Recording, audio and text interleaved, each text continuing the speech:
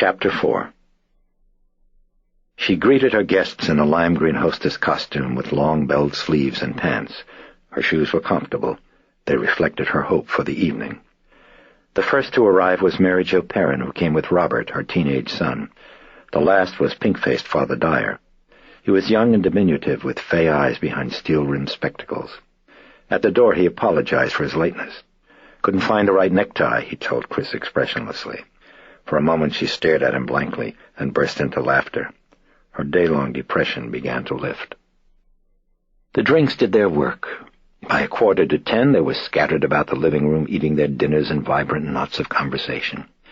Chris filled her plate from the steaming buffet and scanned the room for Mary Jo Perrin. There, on the sofa with Father Wagner, the Jesuit dean. Chris had spoken to him briefly. He had a bald, freckled scalp and a dry, soft manner.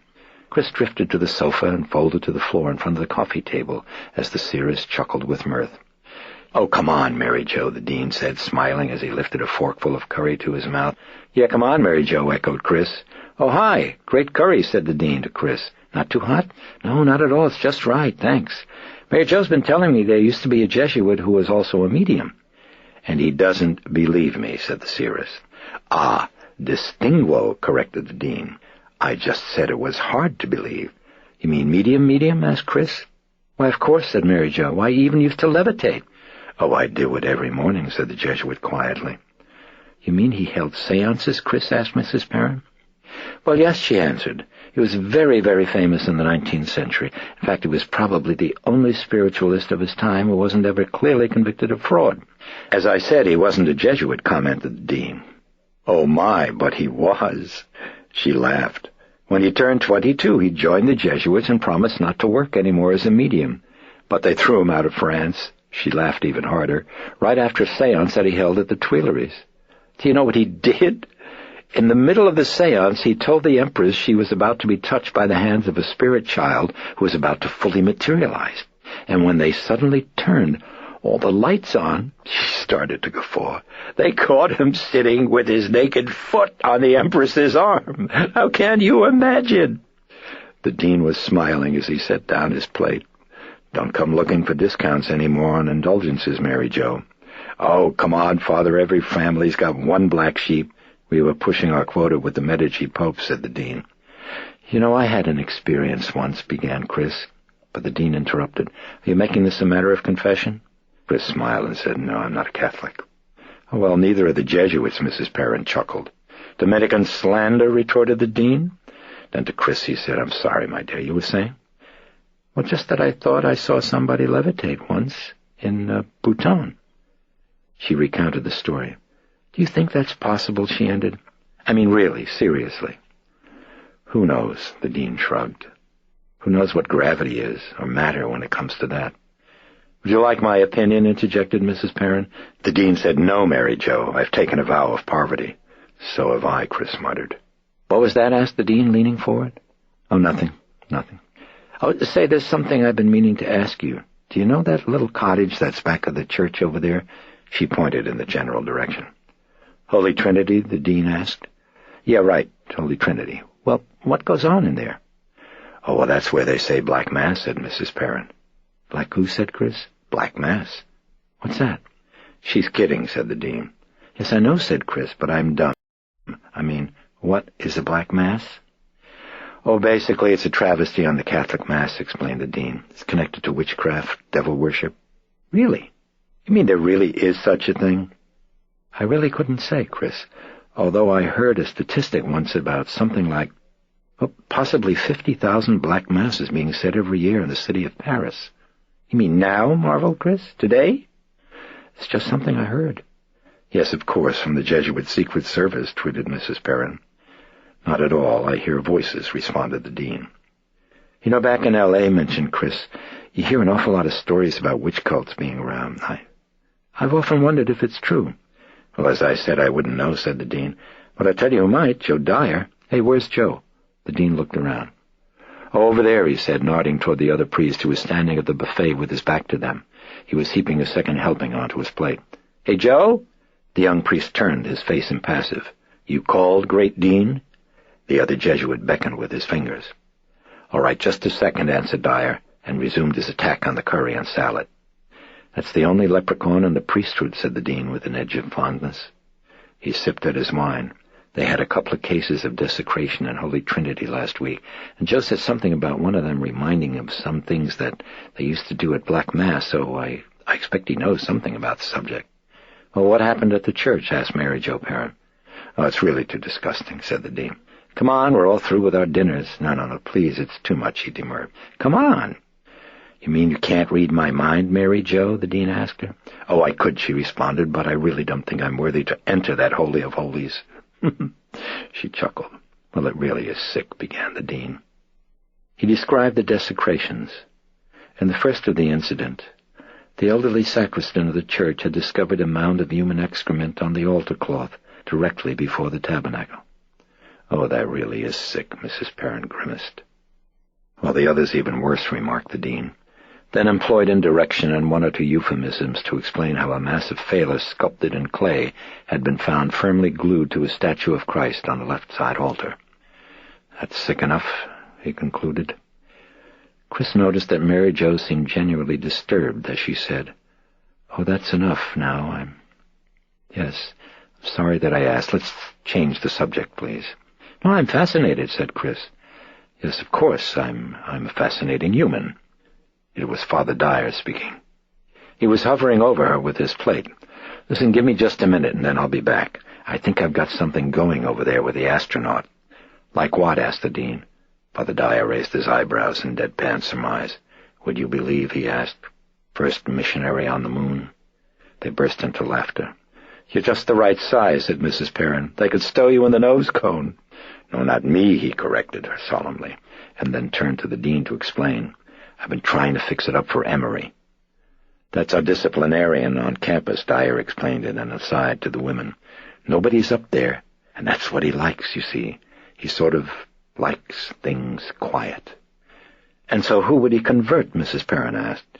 "What do you mean?" Dyer frowned at her earnestly. "He'd convert the astronauts. That's it. I mean, that's what he likes. You know, 1 or 2 people. No groups, just a couple."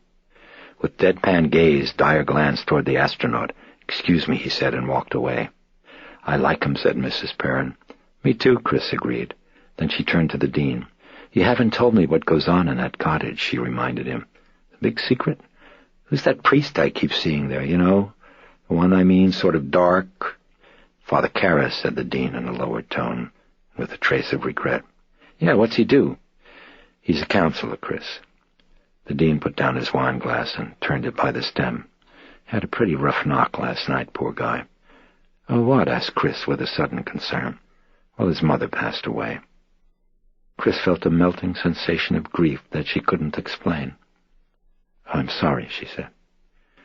"He seems to be taking it pretty hard," resumed the Jesuit. "She was living by herself, and I guess she was dead for a couple of days before they found her."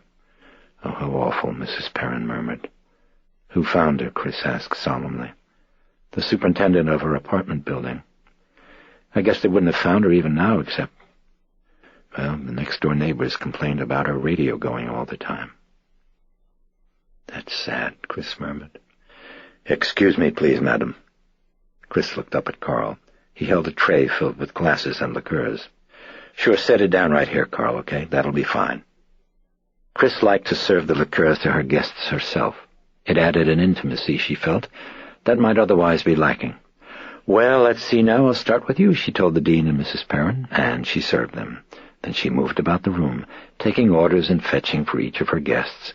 And by the time she had made the rounds, the various clusters had shifted to new combinations, except for Dyer and the astronaut, who seemed to be getting thicker.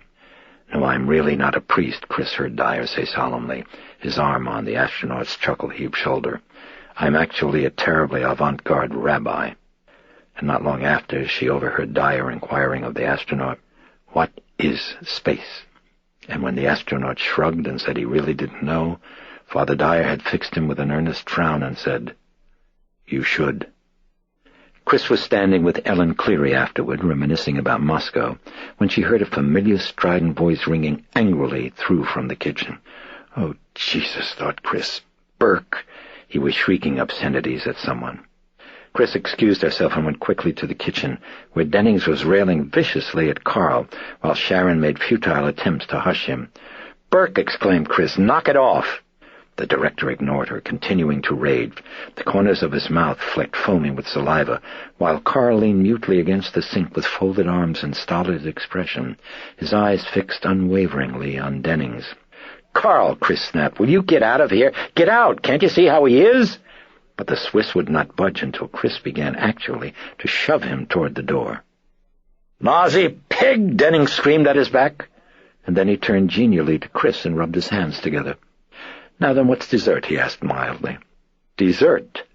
Chris thumped at her brow with the heel of her hand. "Well, I'm hungry," Dennings whined. Chris turned to Sharon. "Feed him. I've got to get Reagan up to bed." "And Bert, for Christ's sake," she asked the director, "will you behave yourself? There are priests out there." She pointed. He creased his brow as his eyes grew intense with a sudden and apparently genuine interest. "Oh, you noticed that too?" he asked without guile. Chris left the kitchen and went down to check Reagan in the basement playroom, where her daughter had spent the entire day. She found her playing with the Ouija board. She seemed sullen, abstracted, and remote. Well, at least she isn't feisty, Chris reflected. And hopeful of diverting her, she brought her to the living room and began to introduce her to her guests. "Oh, isn't she darling?" said the wife of the senator. Reagan was strangely well behaved, except for a moment with Mrs. Perrin, when she would neither speak nor accept her hand. But the seeress made a joke of it. "She knows I'm fake." She winked at Chris. But then, with a curious air of scrutiny, she reached forward and gripped Reagan's hand with a gentle pressure, as if checking her pulse. Reagan quickly shook her off and glared malevolently.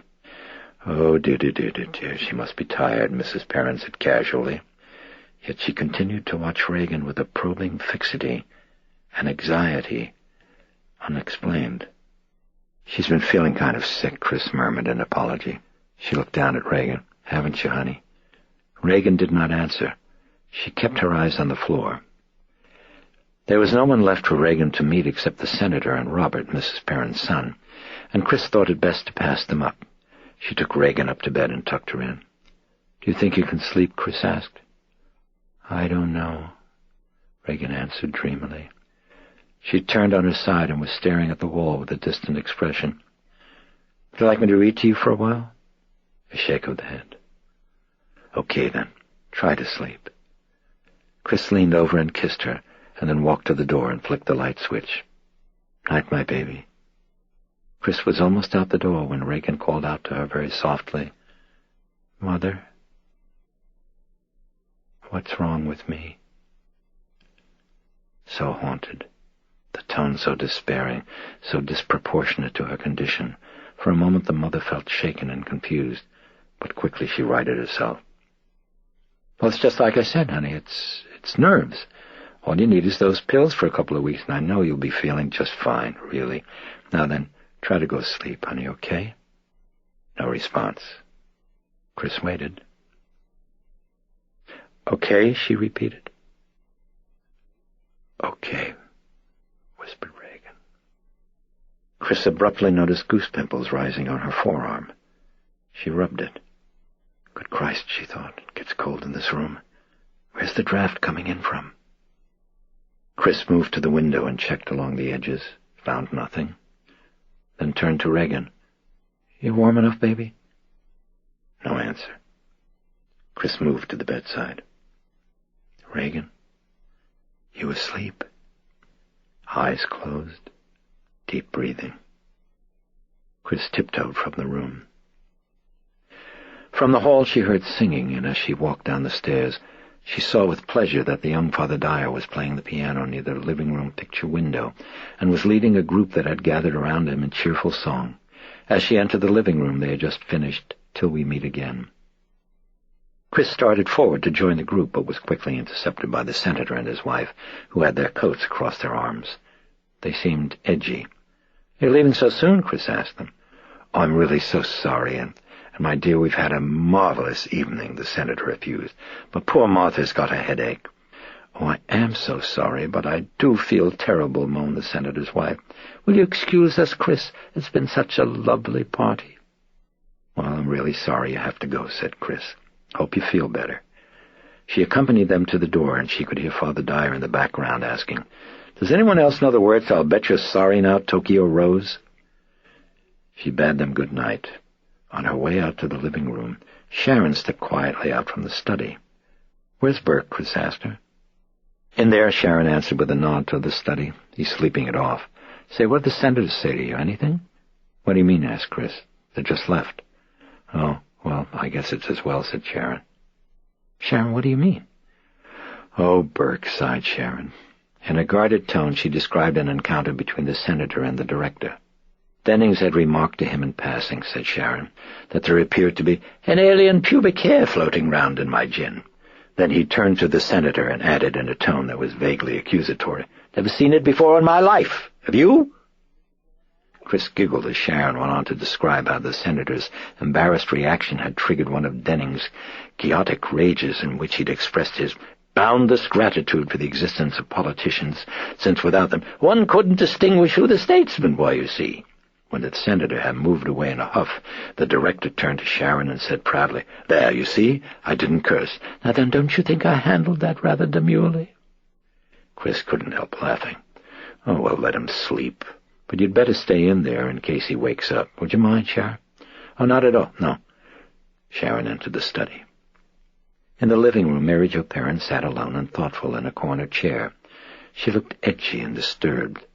Chris started to join her, but changed her mind when one of the neighbors drifted over to the corner.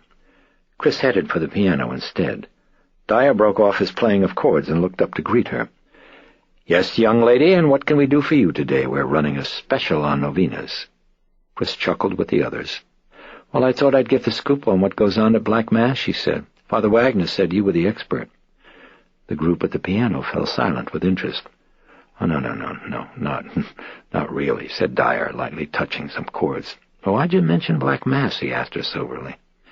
"Oh, well, some of us were talking before about, well, you know, those things they found at Holy Trinity." "Oh, you mean the desecrations," Dyer interrupted. "Hey, somebody give us a clue what's going on," demanded the astronaut. "Me too," said Ellen Cleary. "I'm lost."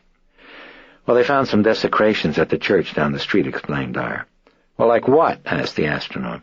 "Forget it," Dyer advised him. "Let's just say obscenities, okay?" "Father Wagner says you told him it was like at Black Mass," prompted Chris. "And I wondered what goes on at those things."